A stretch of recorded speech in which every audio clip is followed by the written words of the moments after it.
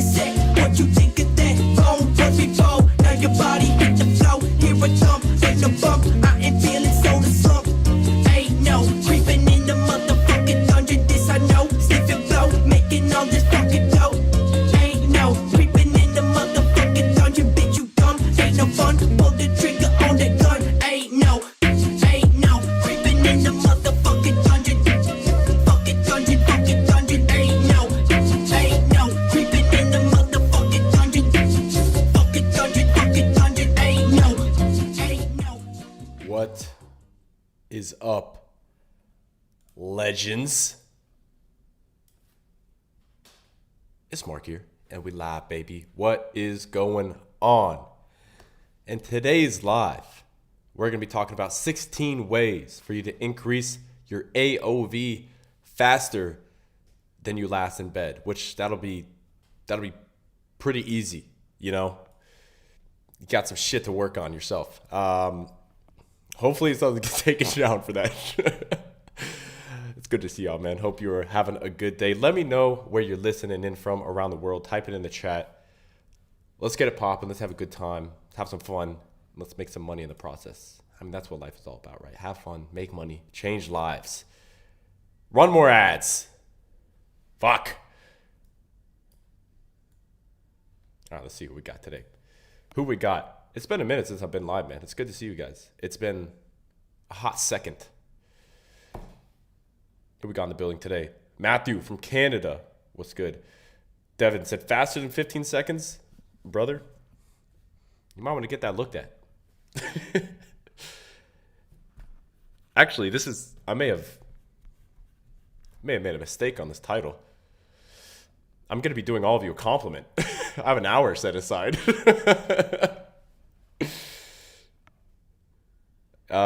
What's up? We got Michigan in the building, California, Thailand, Nigel, Colorado Springs. You know I had to do it, man. Romania, what's up, bro? New Zealand, LA, Ontario. LA, New Zealand, Canada, Toronto, Romania again.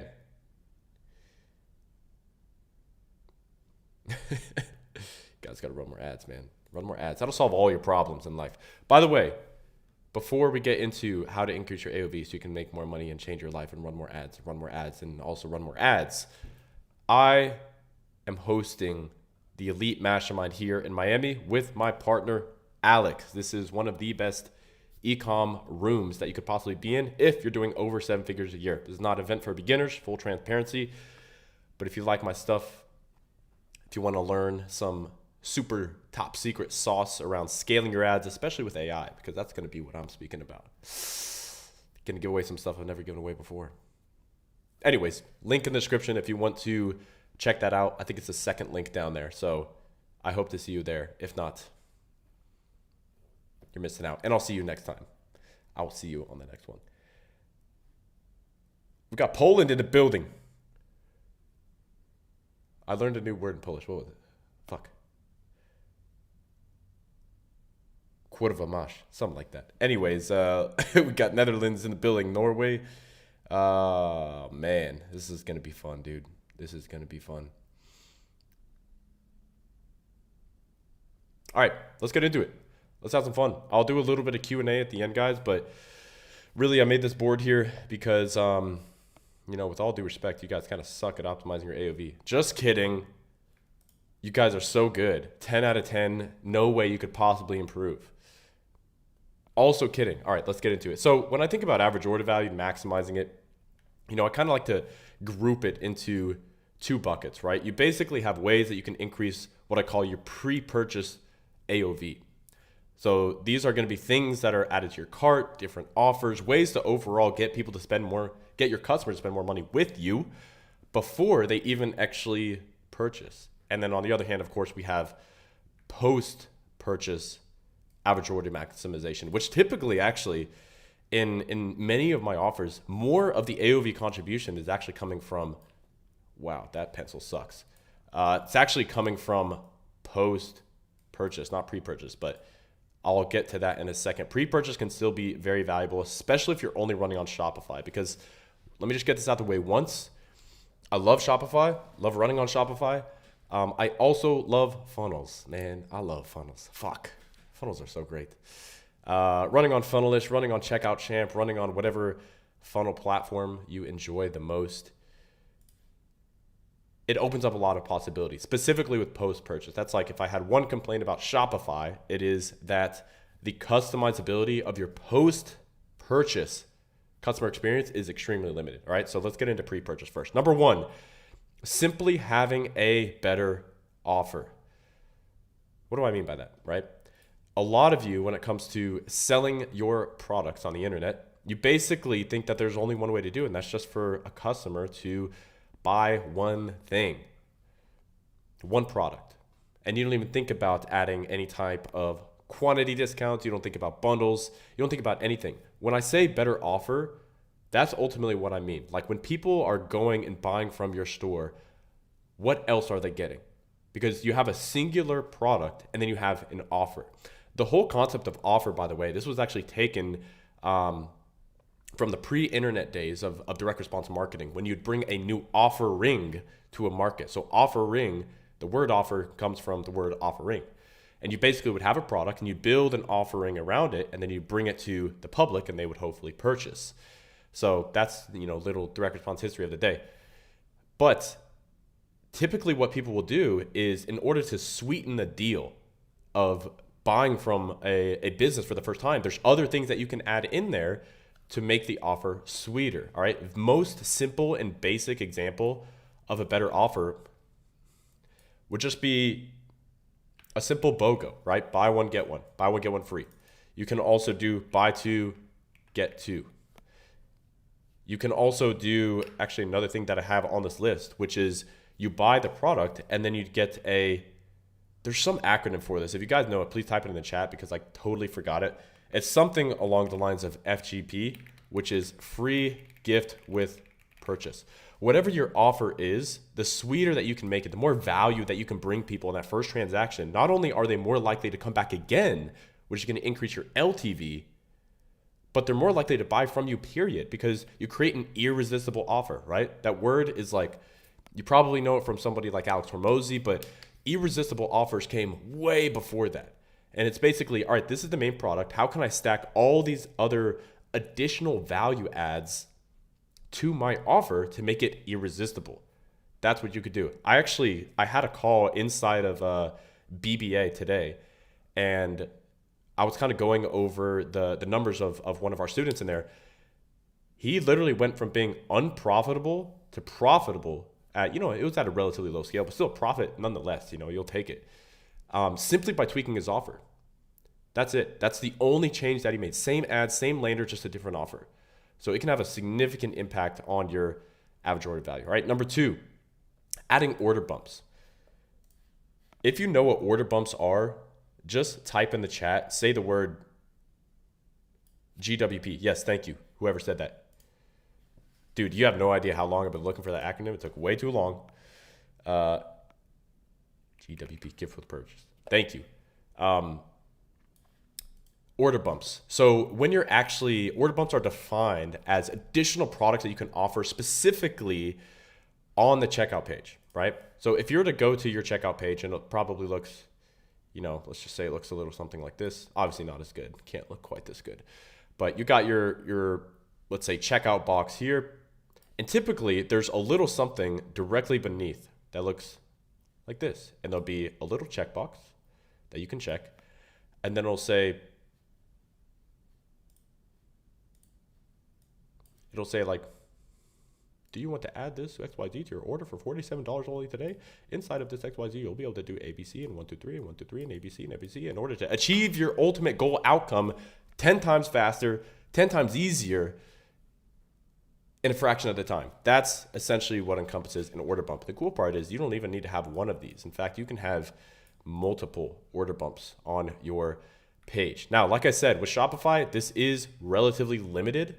But on platforms like Funnelish, like Checkout Champ, you'll see offers running that have 3 order bumps, 5 order bumps even sometimes. Now, there's definitely a balance to be had here. I'll let you guys in on a little secret. I'm actually a big fan of not having multiple order bumps, specifically only having one. And I've split tested this relatively extensively, although, it's case by case. But there's something called decision fatigue.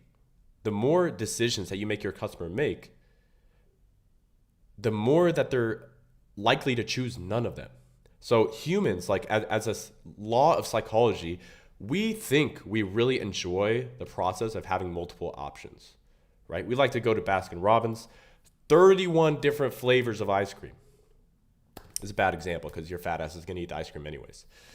But let's just say you saw all the 31 examples and you're like, holy shit, let me try that, let me try that, let me try that, let me try that. And then you just don't know what to get, period. So you don't eat ice cream. Like I said, it's a bad example because you're a fat ass. But point being, the more options that you give people, the more likely they are to choose none of them. And at this point, they've already reached the checkout process. They've already made at least one decision, probably multiple, just to get to the checkout page in the first place. They have to decide to add the product to cart. They have to decide to initiate the checkout. And then you can make them make more decisions. So it's not always going to increase your AOV. So the word that you guys need to fucking jam into your fucking vocabulary is AOV contribution. So when you do test this out on your funnels or on your landers or whatever, this is what you should really be looking at. What is the AOV contribution of having an order bump? All right, let's go to number 3. Law of consumption. This applies if you're on Shopify or not. This is a incredibly crucial law for you to properly understand how to make money with ads, okay? I am a firm believer of if you want people to spend more money with you, you have to first get them to spend more time with you. Just take a second and think about the most recent purchase that you've made over $500. This number is going to be different for everybody. Depending on how much money you make, it's going to be a little bit different. But let's just say $500. Did you come across this brand for the very, very first time? You never did any research on them whatsoever, but you saw an ad, you clicked on it, and you immediately went and purchased through the entire funnel at a purchase over $500. Probably not. There's going to be exceptions, but probably not, right? That's because there's not a lot of consumption on your end yet. And look, I'll let you in on another secret. The law of consumption is actually divided in 2 different ways. There's 2 ways that you can get consumption, because the law of consumption says the more that you can get somebody to consume before they buy, the more likely they are to spend more money with you. And you can either get people to consume with their time, which is mostly what we're going to be talking about here, or with their money. And so an example of the money, because I'm not really going to talk about that, is like if someone were to, like, the value of somebody that spends $1 with you is like 100 times greater than the value of somebody spending nothing. Even if it's like a singular cent, just the financial transaction of them spending money with you is incredibly valuable. Now, let's take this with the law of consumption relating to time. If I wanted to have the highest average order value as humanly possible, do you know what kind of funnel I would probably be running? I would be running a VSL funnel. Why a VSL funnel? Not only a VSL funnel, by the way, would I be running, but I would be running a long form VSL funnel. I'm talking about like minimum 30 minutes. And there's some supplement offers and other offers that you can look at that are absolutely ripping with VSLs. I'm talking on-page VSLs, not like in-feed VSLs, on-page VSLs. The reason why this is so powerful is because if you get somebody to spend time watching an ad, let's say it's a 60-second ad, boom, you got 60 seconds of consumption. Then you take them to this VSL. And mind you, this is a forced VSL. You can't skip this motherfucker. You're watching the whole goddamn thing. So now I take 30 minutes and I add it to the additional 60 seconds. So I'm at 31 minutes of consumption. And then you get to the actual sales page. The VSL, what's in the sales page? You go to a sales page. All the information, let's say you're selling a supplement, all the ingredients, all the research, you spend another 3 minutes skimming that page. We're up to 34 minutes of consumption. Then you get to the order page. And the order page, there's another, let's say 2 minutes of consumption. You're up to 36 total minutes of consumption. Now, compare that to running a short form ad, let's say same exact ad, 60 seconds, but going directly to a PDP. They're going to go to the PDP, they're going to scroll around. not going to spend a whole lot of time, let's say maybe like 2 or 3 minutes kind of skimming the product page, and they go through the cart and to checkout. Maybe, and I'm being generous, there's a total of like 5 to 10 minutes of consumption. With the VSL funnel, there's 36 minutes of consumption. That is more than like 3 times the level of consumption that you would get compared to a regular standard PDP funnel. Now, am I saying everybody should run VSLs? Obviously fucking not. They're hard to crack. It's hard to write a 30-minute fucking VSL. But the point is, the more that you can get people to consume before they see your offer, before they put down their credit card and say, I want to buy this fucking product, the higher your average order value is going to be, the more that you'll be able to milk out of them because you have a better relationship. You have more time spent with them. There's more trust. Now, this only works, again, if you're actually good at writing copy, which is, not this video. But point being, this is something completely unrelated to upsells, cross-sells, downsells, order bumps that can increase your average order value if you do it the right way. All right, number 4, in-cart upsells. I don't have a whole lot to say about this. It's pretty fucking basic. This is when you land on a particular, PDP, let's say in this case. A lot of these apply to Shopify, by the way, but some only to funnels just due to functionality. You get to your PDP, your product page. You add the item to cart. As soon as you see that happen, let's say a drawer cart opens from the right-hand side. And so if this is like kind of this is your laptop screen, you got this drawer that opens, and this is kind of the main product. But right beneath it, you see another product to add to cart. You see another product to add to cart. And then down here is like your total, right? I'm illustrating this as best as I can because I didn't get an actual example. You get the idea. Easy way for you to add more money to your average order value. Now, it's very important that you test different in-cart upsells because the downside of this is you actually cause friction in the sales process and you end up lowering your conversion rate. Like if you see an offer that is like, let's say significantly more than your main product, you're selling a $50 product, you see an upsell for like $100.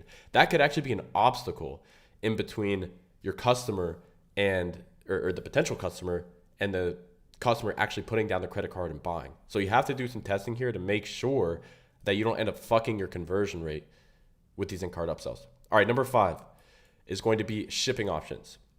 Now, kind of standard in the fucking dropshipping space that everybody offers free worldwide shipping, right? If you don't offer free worldwide shipping, are you really an e-com? It's just just what people do.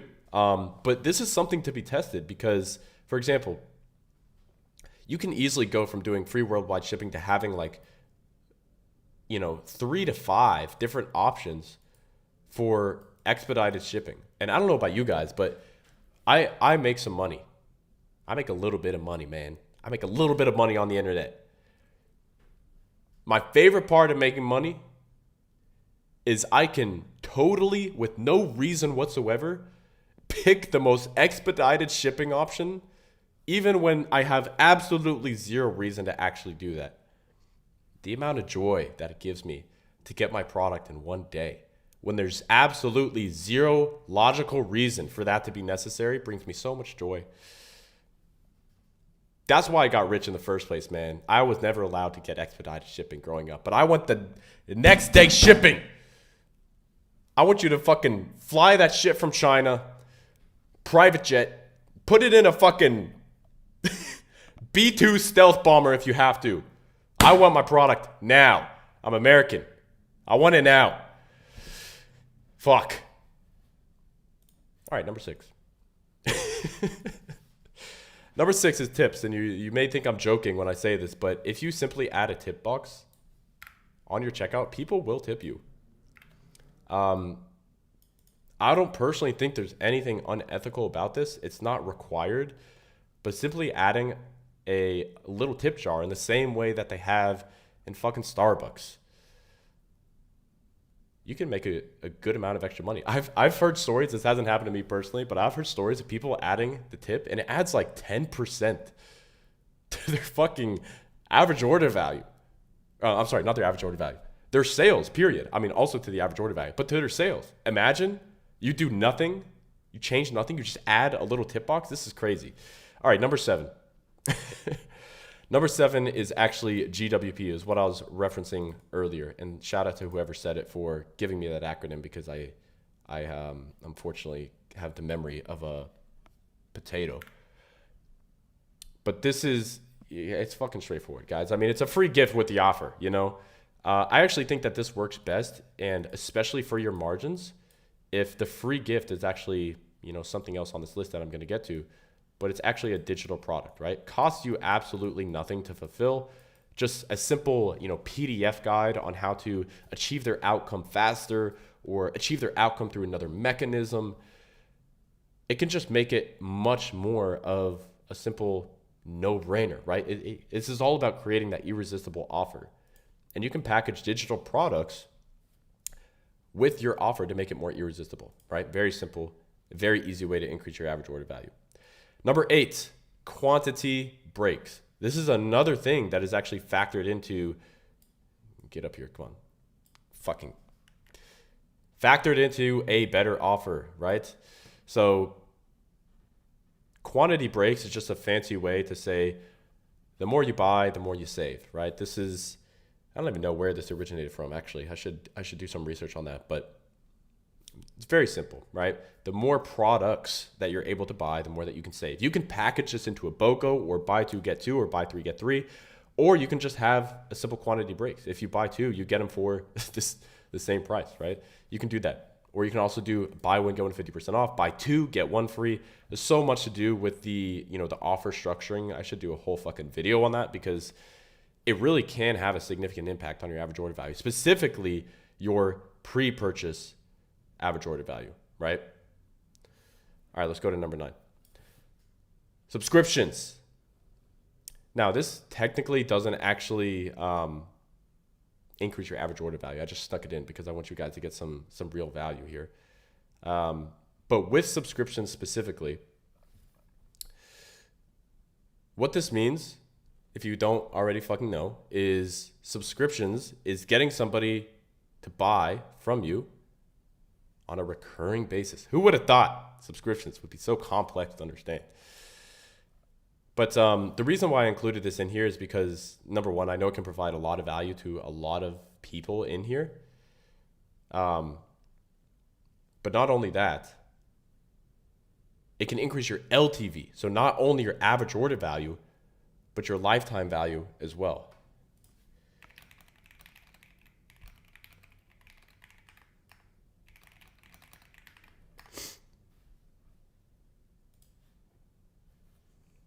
All right, let's go to number 10. Number 10, outside of subscriptions, we have bundles. Once again, as you can tell, do you see the theme here? Do you see the theme? Building better offers. So much of this stems from the very first thing that I showed here. Many of these are factored into building a better offer. But bundling multiple products together for a higher average order value is very important.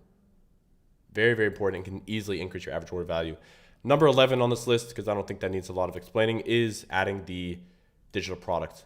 Again, I think the best place to be adding digital products is actually on the offer itself, right? And packaging it in a way that makes it a no-brainer. I kind of already covered that earlier, so there's not a whole lot to say there. All right, so I'm gonna pause here for a second, guys. Do we have any questions so far? Let's see.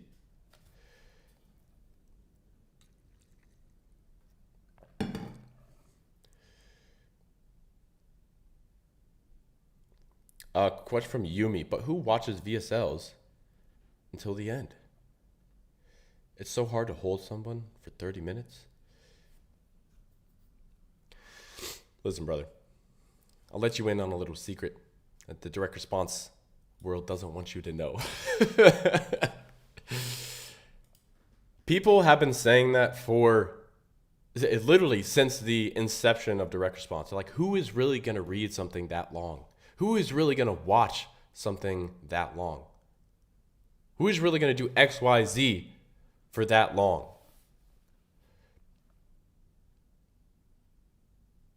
You're not trying to speak to everybody, okay? There was I don't know the exact quote, but this was a concept from legendary copywriter Gary Halbert. And he said, let's say you're writing like a VSL, but it's a fucking hour long. It's an hour long VSL.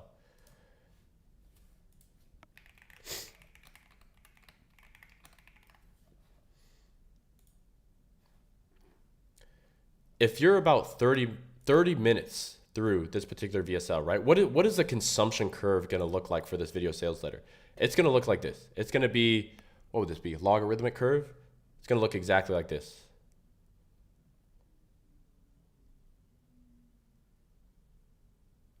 Right? That's what it's going to look like.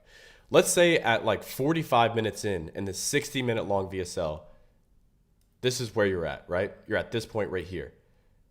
So who are you really speaking to? Who are the people that are watching for this additional portion right here? Who is it that you're speaking to?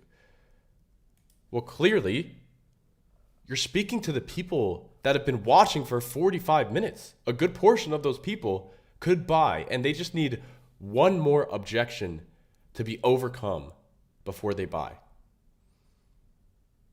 So there's a lot of people that are like, oh, what's the best length for video sales letter? What's the best length for video ad? There is no right or wrong answer.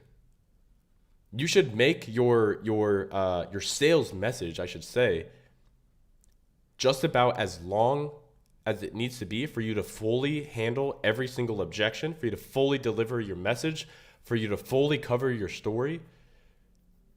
There's not a right or wrong answer, right? Right now, I have mid-length VSLs that are doing well, 8 to 12 minutes long. I have mini VSLs that are doing well, anywhere from 2 to 5 minutes long. I have a few, actually, probably like the least out of this entire category. I have short form videos doing well. They're all delivering a slightly different sales message because it takes different lengths of time for you to properly communicate that. But just let me tell you right now, and you can go learn this from anybody who has done numbers with direct response, period. If you are of the belief that like nobody is going to watch this thing for 30 minutes or nobody's going to watch this thing for 40, 50, 60 minutes, you're wrong. I don't say that a lot of time, but if you actually write good copy and you continue to get people to consume, there's almost no downside to having a sales message that long. Even in today's short form TikTok ass fucking attention sucking shithole that we fucking live in right now, man. There's no maximum length. There's no minimum length. Did you know one of the most successful offers of all time within the context of direct response, singular offer, over $150 million in sales, one offer, was a VSL that was, wait for it, 90 minutes long, an hour and a half.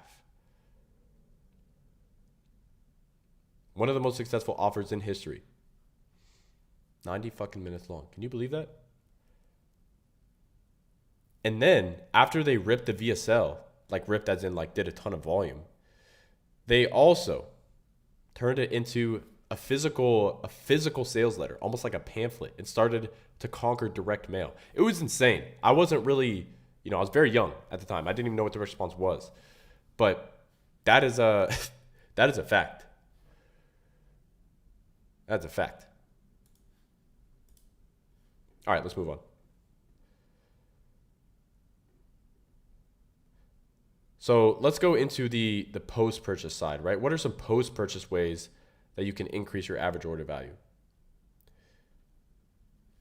Number one, by far the most powerful on this entire board, dude. This is by far the most powerful.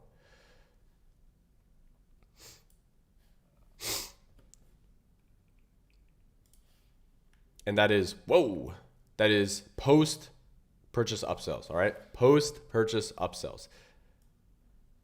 If you're a real G, you'll call these OTOs. OTO stands for one-time offer, but I'm basically referring to the same thing, okay? It's just terminology. Doesn't really matter.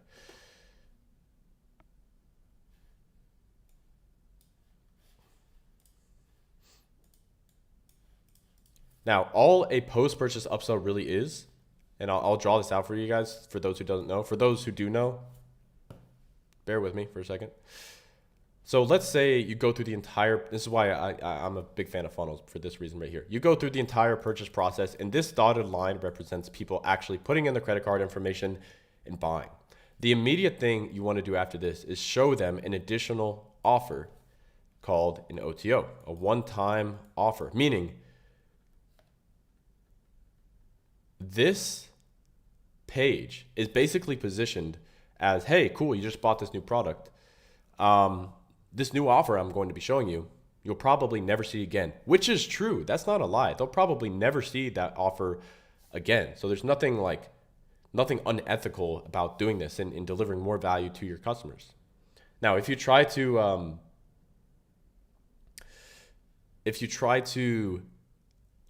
manipulate your customers into buying, then you're just going to like increase your chargeback rate, your refund rate. It's not worth it. Trust me.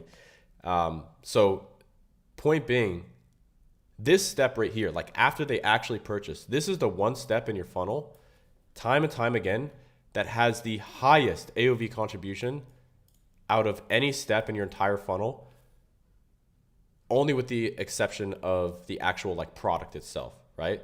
This is the highest AOV booster out of any step in the funnel. And I'll tell you why. The reason why this is the highest AOV contribution is because of two simple words, and that is price elasticity. You may be thinking, like, when it comes to this specific structure of upsell, right, an OTO, you may be thinking of upselling a product that's, $30, $50, $60, $70.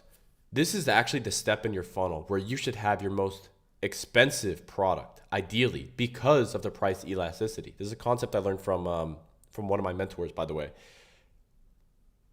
And the reason why this works is because this state right here, this dotted line, represents the most emotional state that your customers are ever going to be in the history of your business, like period, ever.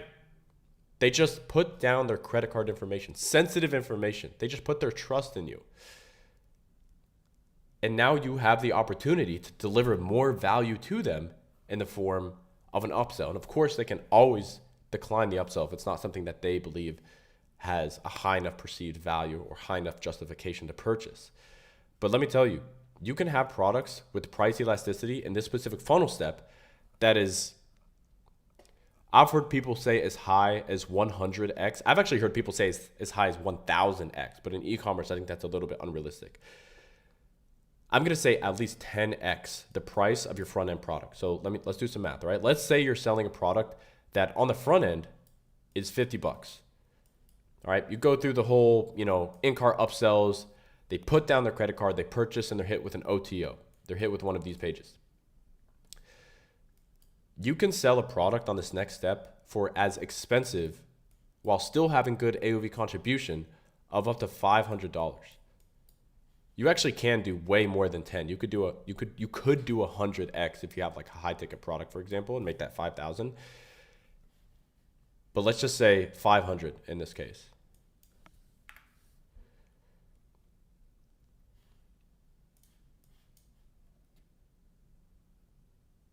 Now, if we're doing the math here, and you actually, let's not say you sell $500 product, right? But let's say you do sell a $250 product.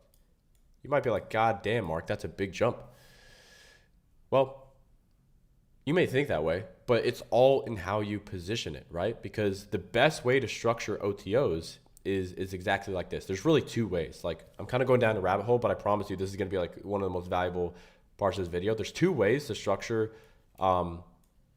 good OTOs, right? Two kind of frameworks. Framework number one is to do what's called a more of the same upsell. More of the same, right? Which means if I was selling a supplement, let's say I was selling ED medication, an ED supplement, right? So you can't get it up. And you go through and buy because you're watching this live right now. And you buy 3 bottles, right? So you got a 3-month supply. A more of the same upsell would be to buy additional quantities of bottles for a discount. Simple as that. This works very, very well, but only for specific products, because some products, it quite literally just does not make sense to sell them more. It just doesn't make sense. If it's like a consumable, it almost always makes sense for you to sell them more. If it's not a consumable, if it's some kind of, let's say like a gadget, for example, more of the same doesn't really make sense. But what does make sense is the second framework that I'm going to share with you, which is the first product is designed to do 2 things. So like the main product that you're selling, you should start with the end in mind. The main product you're selling is designed to do 2 things. Number 1 is solve a problem, and number 2 is create a new one.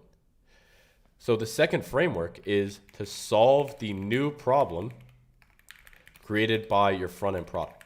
So the example that I like to use here that I think nails the point home pretty well is a weight loss product. We can even take GLP-1s, right? Let's get really specific. Ozempic. I don't know if I can say that. GLP-1s, all right? Semaglutide type shit.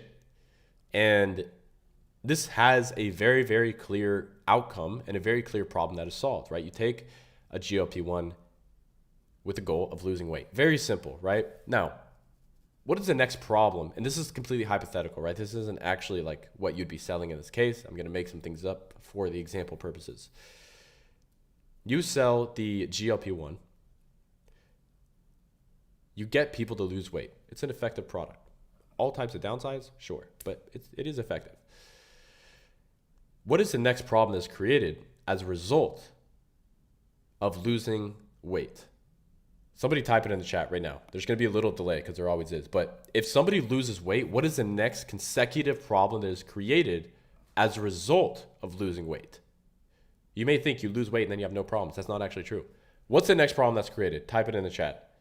I'll test your guys' marketing knowledge right now.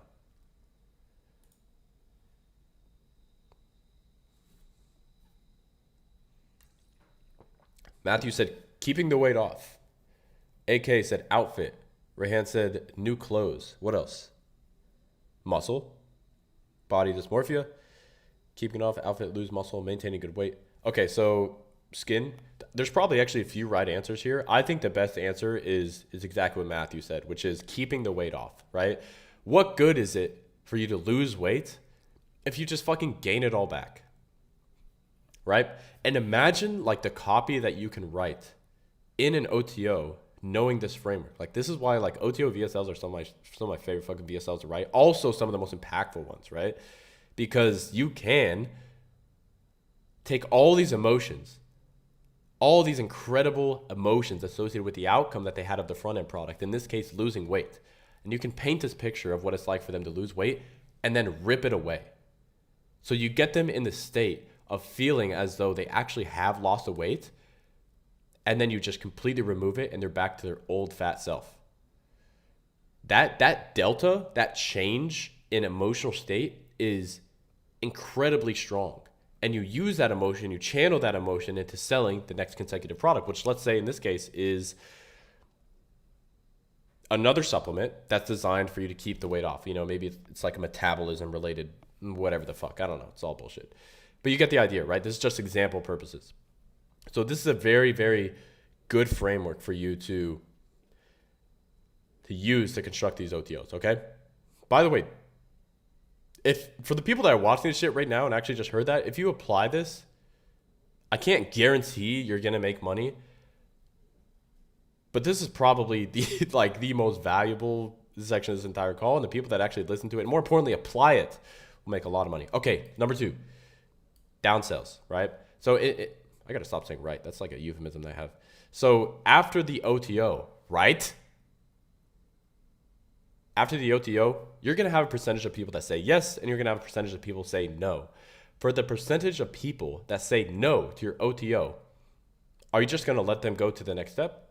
Or are you going to put a better offer in front of their face? Obviously, you're going to put a better offer in front of their face. So what the real structure should look like is, once again, if this dotted line is like you bought, this is your OTO 1 page, right? And this is like yes, no. Yes, they bought. Cool. They can go to OTO 2. Amazing.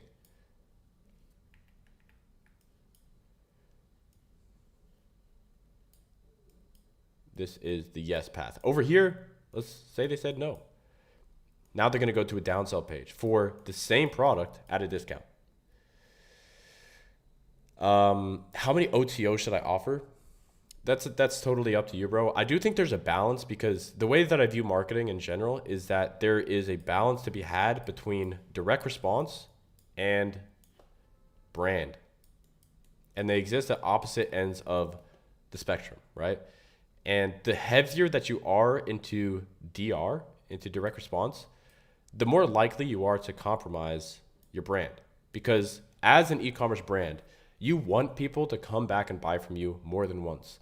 And if you have a post-purchase checkout process that is so incredibly aggressive that it literally creates a negative impression in the mind of the customer, obviously that's not something that you're going to want to scale, right? I shouldn't have to say that, but you get the idea. With that being said, the sweet spot in terms of OTOs, it's totally up to you. I would say it's anywhere from 1 to 5, depending on your brand and depending on how aggressive that you are being. But you can go and funnel hack some big brands out there, man. And they have, I remember one brand, I'm not going to say the name, but it's a very, very well-known brand.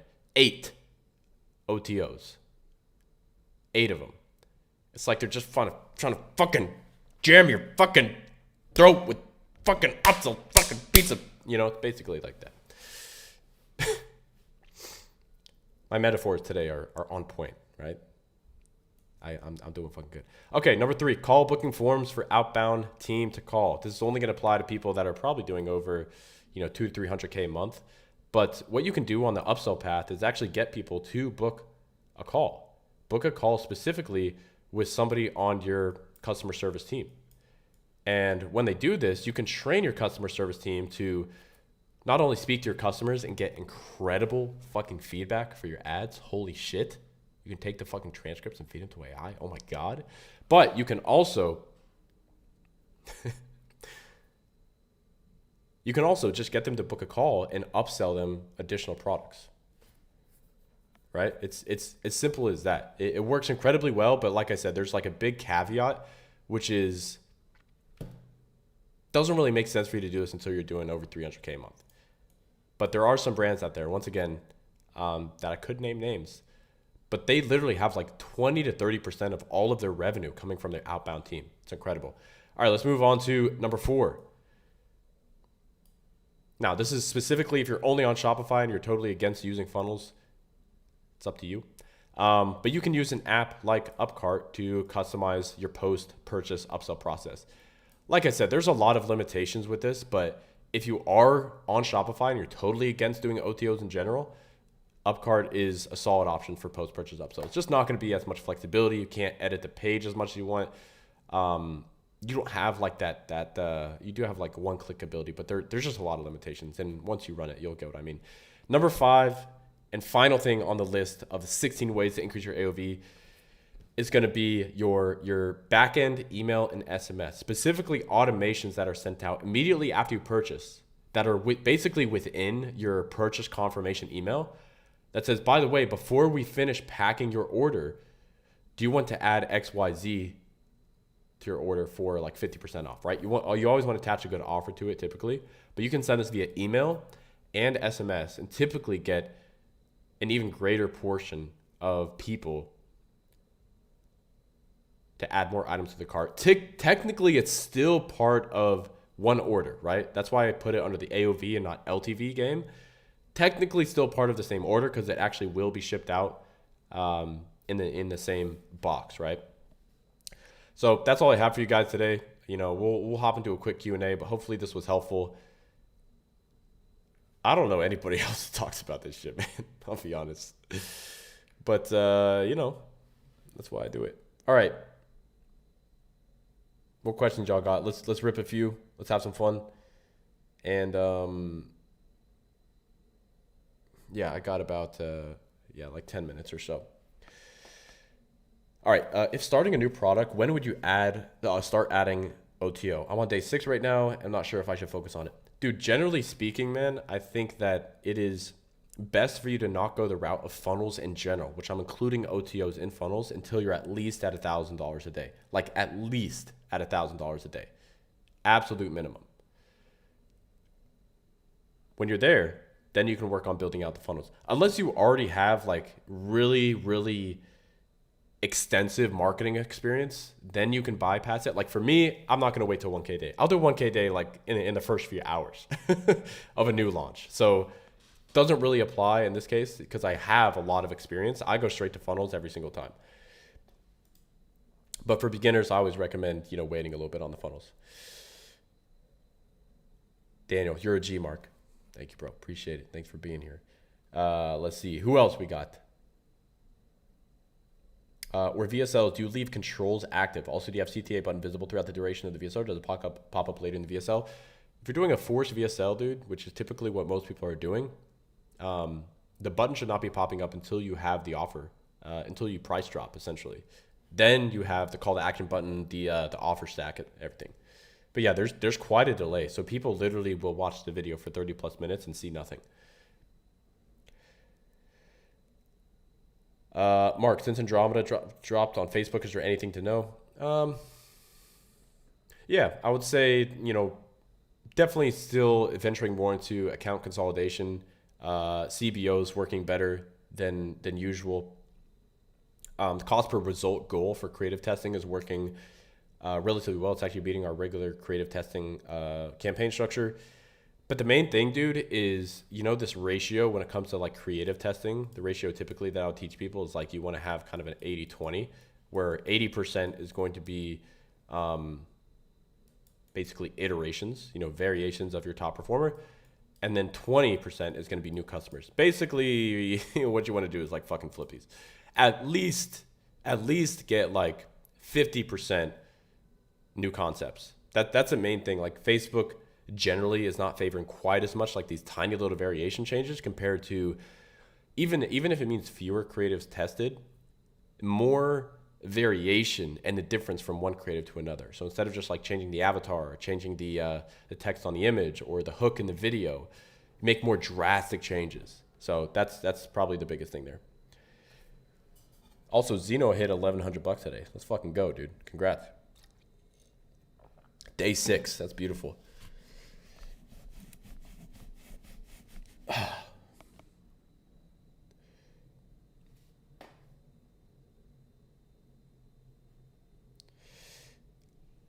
Lunier, hey Mark, how are you today? Ask me another day. No, I'm doing great, man. I'm doing great. Camden, own a TikTok shop brand and wanting to scale aggressively on Meta. Do you think the best way to go from 0 to 30K on Shopify is going to be static images? I have no experience on Meta. Best way to go from 0 to 30K on Shopify, I'm assuming.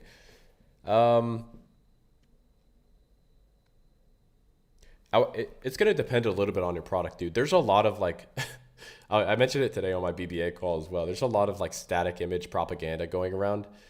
It's not statics, period, that are better. It's just like your ability to make a good ad. Like that's literally it. And people are just now discovering that like you can, statics, dude. It's like these have been around for like a decade. But yeah, statics, like I run accounts that are incredibly static heavy, like 80 to 90% of creative material there is static.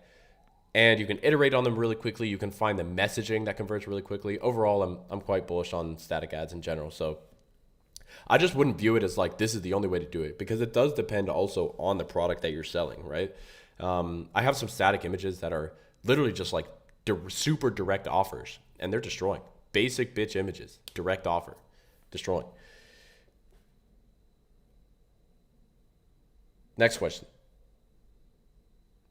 Do listicles and pre-sales make sense for products like jewelry, or customers more familiar with straight PDP? Look, we have a lot of clients that are in the jewelry niche. I see PDPs still outperforming, although I wouldn't say that they don't make sense. Anytime somebody's like, oh, that doesn't work for XYZ, there's just like my marketing spidey sense goes off that just either just wants to prove them wrong or wants to actually test it to the best of my ability myself. There's been times where I've seen people that are like, yeah, VSLs don't work for my brand, or static images don't work for my brand. And then I'll come in and run some and they fucking destroy. So just like challenge what you believe to be true and what other people say is actually working. And to answer your question, I don't think advertorial would be the way to go, most likely, but I do think listicle could work incredibly well for this niche. I actually have seen it work incredibly well.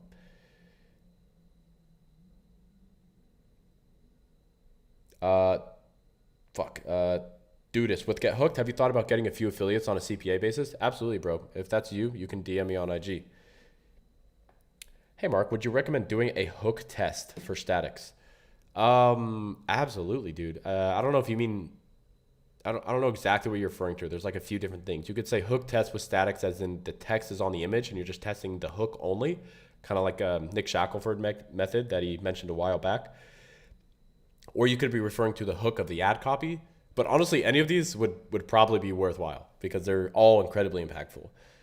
All right, next. Would you ever do student interviews like Alex?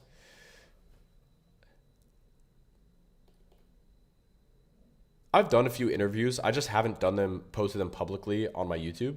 I mean, I talk to my students every single week. I just don't record them and post it to YouTube. You know, to me, that's their place for them to communicate with me on a more personal basis. And by the way, if you want to join, BBA link in the description. But yeah, man, maybe someday. But right now, I don't really care. You know, I just like making content about ads.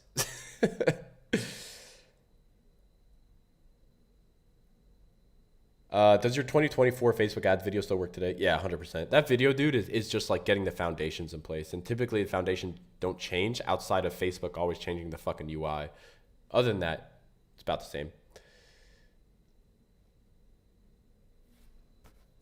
Oh, great question, dude. And this is actually a long ass answer, but I'll give you the short version. Matthew, how do you create a new problem with your OTO product without making customers feel regret for buying the first product? This is really tricky, dude. And the short answer is you have to study copywriting. Like that's a true, honest answer. Because you don't say, hey, thanks for buying this product. I have this amazing other product and it helps you with the XYZ, which is a problem you're going to have. Like if you position it that way, of course, people are going to have buyer's remorse. They're going to regret buying in the first place. Your chargeback rate, your refund rate is going to skyrocket. So everything that I showed you here, by the way, this is a good note. If it's not executed properly, it'll come and bite you in the ass, man. It really will. So you have to execute it properly. And basically the way to do that is to take that emotional energy that you build through your copy of somebody buying and kind of transmute that into, number one, reinforcing that they made the right purchase. Number two, building a story. It's just copywriting, man. It's like, it's a VSL, right? You want to get them in, you want to build a story, you want to introduce a mechanism, you want to introduce the unique mechanism of the problem, of the solution, you want to build the discovery of the creation of the product. It's quite literally just copywriting.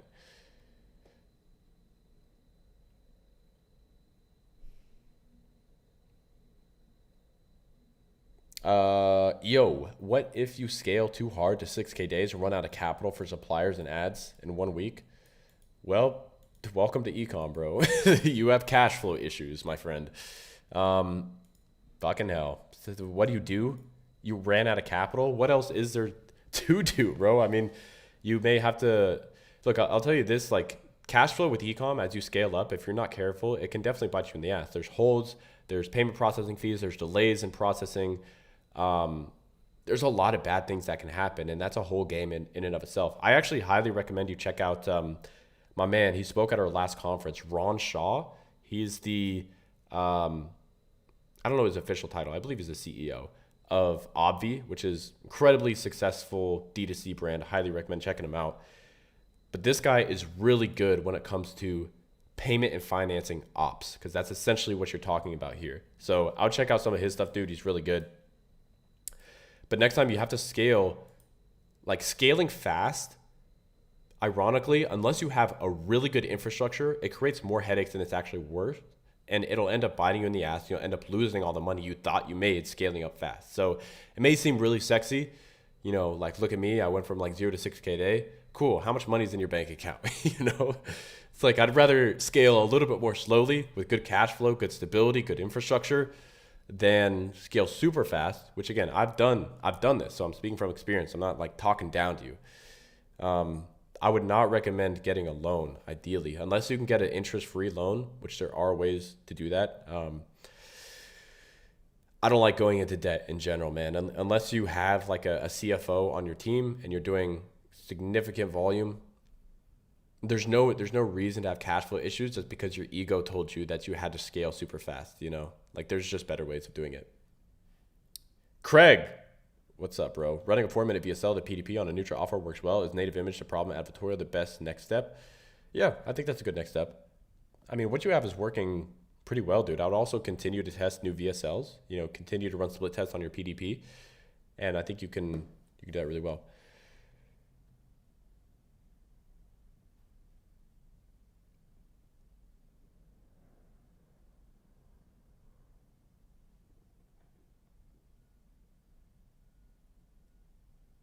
If I want to start now, would you reckon AI and buy some store from others or build like before? I'd build it.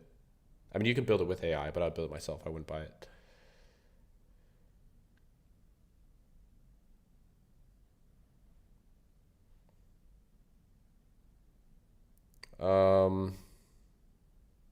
The mistake that lost you the most amount of money with your first businesses. Mistake that lost me the most amount of money with my first businesses. Dude, honestly, initially it was the freaking legal setup fees. Like I went way too deep into setting up all the shit that I just was scared to set up in the first place. Didn't even like make sense for me to do it. Didn't even make sense. You can set up an LLC for like $50, and that was basically all that I needed to get my payment processor and everything in place. All right, y'all. That's gonna be it for today. Thank you so much for being here. I enjoyed my time. I'll see you on the next one.